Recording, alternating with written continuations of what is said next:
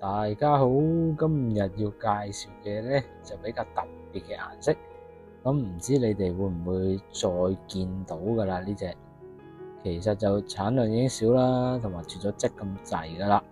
咁呢咁特別嘅顏色呢，佢又唔係金髮晶，又唔係銅髮晶，咁佢係咩髮呢？其實咁呢隻髮就係叫做有個好型嘅名嘅魔鬼髮。咁咧，佢就有咩功效咧？魔鬼髮都係愛嚟招財啦，同埋催運嘅。咁佢仲可以增強一啲意志力啊，同埋個人嘅魅力咁嘅。仲有佢又可以辟邪護身啦，同埋幫助你事業嘅發展咁樣嘅。係啦，咁好，我哋而家睇下佢有幾特別幾靚先啦。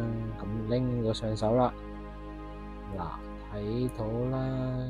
好似有啲煙花咁嘅效果嘅，佢幾密髮，你睇下，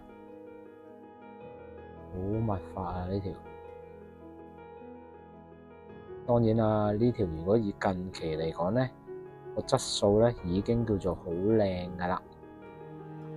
咁樣轉多次俾大家望一望，呢條咧個 size 都係比較大 size 噶啦。我哋望一望，睇下佢幾多 mm。13mm 嘅，係啦，戴上手望埋啦，個效果就係咁嘅，都會睇到佢啲煙花咁嘅效果啦，幾靚嘅，同埋隻色都比較低調嘅，如果戴上手，係啦，唔會話太過突出。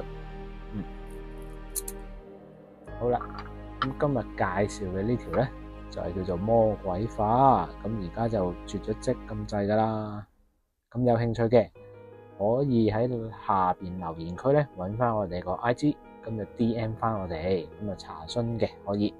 如果想詳細占卜啊嗰啲，我哋都有嘅，都可以喺下邊留言區揾翻我哋個 IG，DM 我哋嘅。